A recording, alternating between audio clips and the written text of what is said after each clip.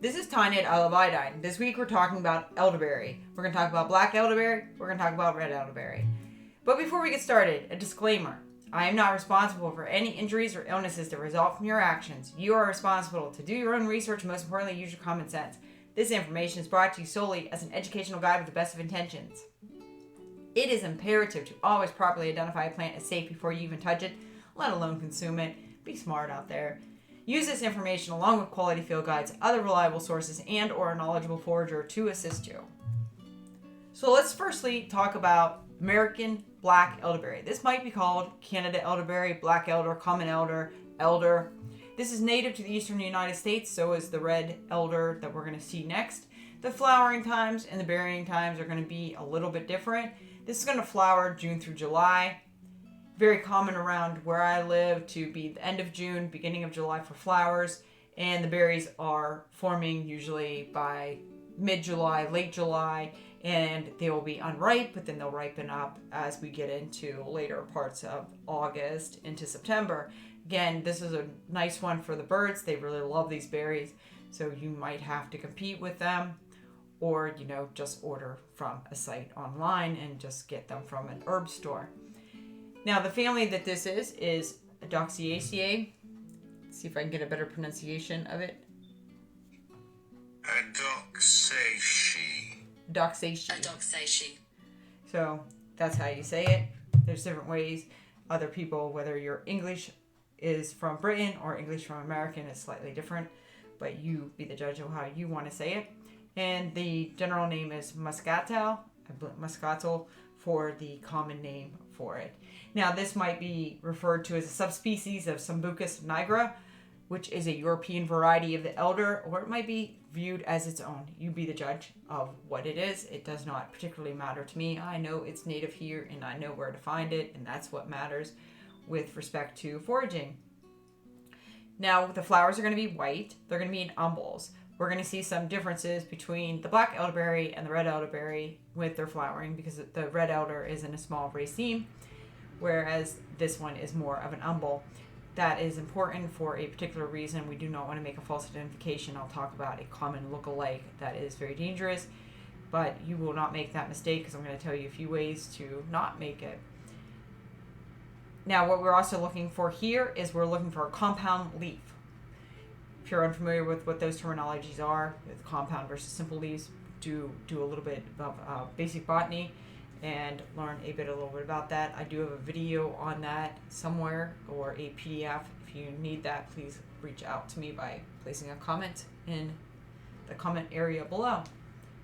Now, this one is also something to note. The leaves, you want to kind of note the features of the leaves. They are toothed. They are not smooth. Very important. It's also going to be the same case with the red elderberry. So this is, whenever we're learning the plants, we want to identify all these different things because it's not going to be one place they're going to be smooth and another place they're going to have teeth. This is a key characteristic of these plants. And these are technically shrubs, not plants. And how are we going to differentiate a shrub versus a herbaceous plant? Well, shrubs and trees have bark. They have woody stems. Herbaceous plants do not. Very key to identify. So whenever you're out there and you're trying to key something out and you see a little sprouting growing, look, does it have wood? If so, it could be a baby tree. They got to start somewhere. And these are things that we want to be looking for. So when we're looking at this, is a shrub. It's going to grow to be about 12 feet. It's not uncommon to see a 4-foot one. It's not uncommon to see a 6-foot one. Not uncommon to see something that's slightly over your head. Okay? It is not the biggest out there. It is not a tree. It is definitely a shrub. This is what it looks like when it berries. Of course, these are not black, but they're deep purple. Very common. We call things like blackberries, black raspberries, black, even though clearly they're not. They're like a deep, deep purple. But that's how we refer to it. This is the distribution map here. And as you can see, it is all throughout the eastern United States. And it is definitely very, very common, especially in around water. It likes rivers. It likes to have basically a lot of moisture, whereas other things do not. Now, this is a close-up of the flowers. It's really important to learn all the different features of a plant. And on the left-hand side, you can see this. These are really small little flowers. And on the right-hand side, you see that we have the transition where the little stems and stuff are actually turning to be a purpley, kind of a deep red, a deep purple, if you will. Purplish red, however you want to call it, right? And we have the berries, which are green. They are not ripe. Do not pick them yet. They are not ready. You want that deep, dark purple, blackish purple for when they are ripe. Just like we have here on this left hand, or the right hand side. Left, right, it's hard to tell, right? Anyway, that's what you want. And as we saw with the flowers on the left hand side, they're up in an umbel, but when we see the fruit, it's like hanging over. Well, that's because those berries are heavy and they kind of droop because they get tired of holding it up. Over here, we see it growing along the water. That's a little bit kind of dangerous because we think, what else likes to grow along the water, has compound leaves, and umbels for flowers? Oh yeah, water hemlock, the deadliest plant native to North America. Do not get these confused. This has a woody stem, that one doesn't. This one makes berries, that one doesn't. Make sure you learn plants throughout the season. Make sure you know what you're doing. Do not ever make that mistake. It doesn't take much of the water hemlock to kill an adult human in a day. So there is not it's not a long-term thing. It's like literally, you don't got much time if you make that mistake. So do not do that. Make sure you know what you're doing. There's lots of safe plants out there. There are lots of poisonous plants. I'm still here, so there's hope for everybody. Now this is the red elderberry. It's going to flower April through June, berry May through July. That's just one way you can tell the difference between them. Obviously, this has red berries. These are actually more cylindrical too in their formation, whereas the black elderberries are more spherical. This one is in the same genus, but it's racemosa, same family, of course. They might refer to this as the Scarlet elderberry, the Bunchberry elder, the Racemed elder, however you want to call it. I just call it red elderberry myself, but it's up to you how you want to do it. Very common to be seeing it with those 5 leaves, compound, got those teeth. That's what you want to be looking at, and you got those beautiful berries. It's more in a raceme, not an umbel, as you can see here in this illustration. And we do see that quite a beautiful plant. Now this is just a closer up picture of the berries. I got this picture late May, Ohio, Pennsylvania. It's a little warmer there. Even though it was a late start to the season, this was already berrying at that point, which kind of was mind-blowing to me. But it was in fact true. This is the plant earlier when it was flowering. So this is just kind of the difference that you might see. You might see something that looks like this and think, what's going on? It's just a red elderberry. Now this one unfortunately had fallen to the ground. Things had already been eating on it. I don't know what caused it to fall, but it has fallen. I doubt it'll be there next year, which is unfortunate, but hopefully some of its seedlings will, take over and replace it. This is just, again, you can see those very pronounced teeth. You can see the little leaflets and things of that nature. And you see about the size of it compared to my thumb and my hand there. This is just a close-up of it, and we're going to talk about how we can use the black elderberries and the red elderberries. Generally speaking, I'm going to talk about them both. Depending on where you are, you don't know what you're going to find. You don't know what seed, if you're earlier on in the year, you're going to find the red elder. If it's later, you're going to find the black elder. We got to take what we can get sometimes when we can get it. Again, we're still talking about shrubs for both of these, and we're going to talk in general about the parts used: flowers, berries, leaves, bark, and root. Keep in mind, we're not using the leaves, bark, and root for edible purposes. We're using them for other purposes, like medicinally and for insecticides and dyes for bushcraft. So don't look at this and think, I can eat all these parts. You cannot. It's not a very bad idea. Size, typically 3 to 12 feet is what you're going to see. Variability, of course. Now, how we're going to use this, edible uses. This isn't really where you're going to think, this is a trailside nibble, I'm going to go out there and get me some berries and collect them just like, I did earlier with the blackberries. That's not going to happen. Do not eat these raw. I've done it. I survived. I'm not recommending it to other people. I kind of like to push the envelope sometimes, I suppose.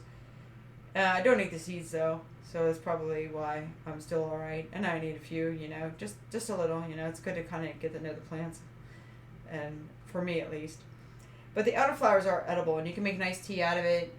Just do a tisane, an herbal tea. We're doing an infusion, not a decoction, just a, kind of a low boil, 180 degrees maximum Fahrenheit for that, and just, cover it and steep it longer rather than trying to boil it. Keep those things in mind.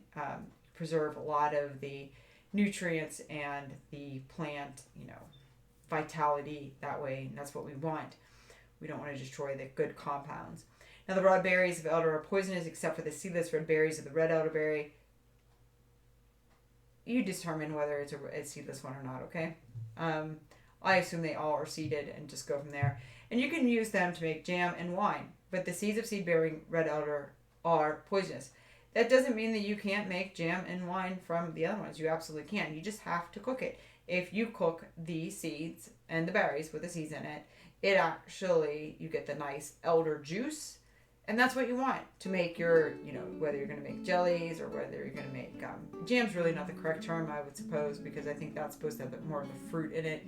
But you could use the red elderberry for making the jam. You're going to have to use the jelly just, with the liquid components of the black elder, the red elder, because you need to cook out any of those bad chemicals that are in those seeds. Once you cook them, they're totally safe. Now, the stems, roots, and leaves are poisonous. Berries can be toxic, and they can cause nausea if eaten raw. Don't do that. How we're going to use this medicinally, rootstock. It's going to serve as a purgative and a diuretic, which means it is going to flush out your system. It's going to take out your water, and it's going to take out other things as well. The flowers and the berries are going to be high in vitamin C. Now, keep in mind, if you overcook them, then you're going to destroy the vitamin C. Vitamin C is heat sensitive. A little bit of heat, it will be retained, but it will be lessened. It is going to help support the immune function. We know vitamin C does that. It has also been proven to have compounds in it beyond the vitamin C that actually are antiviral, and they help treat colds and flus. It pairs well with another native plant out there called Echinacea. They also call that purple coneflower. Absolutely beautiful. And that is a very, very, very strong antiviral. Very delicious. Makes a nice tea. You can make tinctures out of it as well. You can tincture the elderflowers as well. You can also tincture elderberry as well. I would probably think about cooking it though and checking out. But elderflower is definitely one that can be tinctured with alcohol. I don't want to say that about the berries. I would cook those. The leaves and inner bark, they serve as an insecticide and a dye. The elderberry syrup, basic recipe. Like, what do we need? You need elderberries, dried or fresh. You need filtered water. You need clean water. You always need clean water. Don't drink water that has bad things in it. And I like putting ginger, cinnamon, and cloves in it. Those are really technically optional. The three things that you really do need is elderberries, filtered water, and raw honey. Those are the things you need. Don't use sugar. Obviously, you can make a syrup out of sugar, but again, sugar isn't healthy for us. It doesn't give us any nutrients.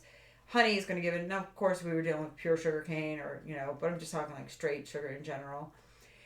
Now, what we're going to do is do the recipe. I will actually go through it in the next slide. I will also be putting a tutorial where I record myself making it. I'll do that probably in September, so keep an eye out on that. The boiled inner bark was used by the Iroquois, and they alleged that they use it as a pain reliever for toothaches and apply it externally as a compress. I don't know why they use it as a compress. That is for you to figure out. I assume a pain reliever, but again, we're still assuming. I wasn't here during that time. And these are all sometimes with ethnobotany, it's really great, but we got to keep in mind, we can only go so far. So definitely see if there's any modern research out on it, which I can't answer that for you. Now, the homemade elderberry syrup, the ingredients. This is what I use: 3/4 cup dried elderberries. I get the dried elderberries from Mountain Rose Herbs. Not affiliated, but they are a great company out in Oregon. You can order online. I use 4 cups of filtered water. If I use spring water, I would still filter it. But you're going to be boiling it, so it's a moot point. Just make sure it's clean spring water. You know where it's coming from. It doesn't have any other, heavy metals or anything like that in it. And I use 2 tablespoons of fresh ginger root. You can always use 2 teaspoons of dried ginger as well. You can use either cinnamon sticks or cinnamon powder. I prefer Ceylon. Cassia cinnamon is high in a compound called coumarin, which is toxic to your liver. So keep those things in mind. Ceylon cinnamon is very, very healthy and very low in coumarin, and so has less issues with liver toxicity, and it has a lot of medicinal compounds and adds tons of great flavor. I also add cloves. I prefer the whole cloves, 6 to 12. I go heavier. I'm a big clove fan. But you can go, if you have clove powder, use that 1/2 teaspoon to a teaspoon based on your taste and preferences. I also like throwing in a star anise in there as well. I wouldn't go any more than one, maybe a half, depending. They're very beautiful spice and very interesting, but too much would be, well, too much for this. I'm not an anise flavored person, but a little bit is pretty cool. And then I add a cup of organic raw honey. Local is preferred, of course. I know where I get my honey from. I know the person, the beekeeper, so it's technically USDA certified organic, but it's good for me. The method: you pour the water into a medium saucepan. You add your elderberries, your ginger, your cinnamon, your cloves. Do not add the honey yet, because the heat's going to destroy many of its medicinal benefits. And you just want that in there for sweetness and flavor later. We're not making like a syrup, like thick, like whatever brand of syrup they sold when we were children, like as pancake syrup, which was just sugar water, Nothing like that, not the thickness even of maple syrup. It's going to be thin, if you will. Now you're going to bring that to a boil, and then you're going to cover and reduce to a simmer for about 45 minutes to an hour until the liquid is reduced by almost half. At that point, remove from heat and let it cool enough to be handled. Pour through a strainer into a glass bowl. Discard the elderberries. Discard, the plant matter. You do not want that in your thing. Those are seeds. You don't need them. You've gotten all the medicine out of it. It is now in the liquid. And obviously if you use cinnamon sticks or the fresh ginger, you want that strained out of there as well. We want a liquid. We don't want things floating in there. And we're going to let that liquid cool to lukewarm, less than 110 degrees. Add honey, stir well. And when the honey is mixed well into the elderberry mixture, pour the syrup into a sterilized pint canning jar or 16-ounce glass bottle.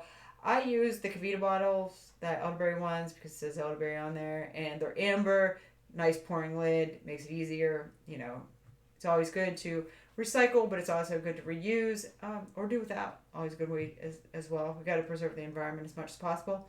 We can also use this liquid to make elderberry gummies, but of course that's an extra step because we got to add extra things. But we can still use that as a base. We can also use this liquid to make jellies and things of that nature as well.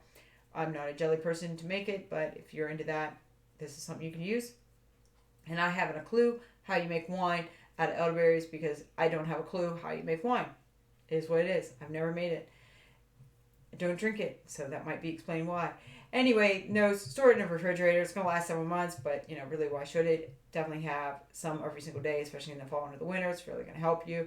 And that has been scientifically proven. Shake well before use. You want to get everything, distributed well. A standard dose for prevention, a child, half teaspoon once per day. Make sure they're not allergic to honey. Honey can be, kind of those weird things. And keep in mind with infants, they should never have honey. And adults, a teaspoon once per day. That's about going to do it. We're going to go outside and check this out. We're going to see it in the berry phase. It's going to be green right now. It is July 29th. So that is what we're going to see. And if you are interested in the illustrations and the maps, you can get them from the USDA Plants Database. Go out there, check it out. They have awesome resources. Anyway, let's go outside and see what we can see. Now we're out here. It's July 29th. It's morning. And we're going to be looking at some elder. This is an area close to where I live. I just walked over here. It is a little ecosystem that does have some moisture down over the hill here with cattails, arrowheads, and a lot of other moist-loving plants growing. Again, we have quite a few elder growing here. There's about 4 that I've seen yesterday. We're going to look at this one because it's the closest one. We have a shrub. This is maybe about 7 feet. There's one a little taller down the way. There's one shorter as well. So you're going to see some variability depending on what life cycle it is and how well it's growing in the soil. The soil is wet up here, so it does get a lot of moisture. This is at the end of the field. It rolls off down to the hill, so it is definitely satisfying that requirement for not, making sure it's getting its moisture even though it's been a dry year. The other thing we want to keep in mind is it's a shrub. We want to see a woody bark. Don't confuse it with any of the poisonous plants that don't have woody barks. Okay, don't confuse it with water hemlock, even though they grow, especially in the flowering stage. It's not going to happen at the berrying stage. None of those plants have berries. This one does. These are not ripe, but they will be ripening in the next couple weeks. Here we have a few that are actually starting to ripen. But see how rounded and spherical those are in contrast to the red elderberry, which are a little more more like a cylinder. And as we see here, we have a compound leaf, serrations. You want to see that. Typically in a red elder, you're going to see 5 leaflets. And a black, you'll see lots of leaflets. It's going to definitely, I mean, you might see 5, but it's not uncommon to see many, many, many more. Okay, so these are the things that you're going to be looking for. As we see in the stems that are near the flowers are starting to turn that purplish red. They will get deeper as these berries start to ripen, and that color is going to be transitioning out of the roots up into the berries as they ripen. It's amazing how things transition in the colorations. Here, this one's already missing a lot of berries. That could be due to a lot of reasons. Maybe they just fell off because of the wind. Maybe somebody knocked them off. Maybe somebody out there, a bird, likes unripe berries. I have no idea. But this is what you're going to be looking for. Break off a piece of, this was one that already died. You can see what the interior pith looks like of this one. Well, I'll just call it the inner bark because it's all dried. It's actually not as dry. But that is what you're going to see if you were to look at it. Don't just break off the ones of the living though, please. That's already dead, so that is no big deal. This is, again, one that's already died. So it's not going to hurt this to prune it. Of course, I can't really get it too easily because I don't have a cutter with me. Anyway, that's what you're going to see. Don't put any parts of this plant in your mouth. It is poisonous and toxic raw. But of course, those berries, you can cook those up, make elderberry syrup, you know, and jams and all kinds of goodies like that. And that's what you want to be looking for. So get out there and look for it. Anyway, please like, subscribe, all that jazz. Have a great day. Peace and love, everybody.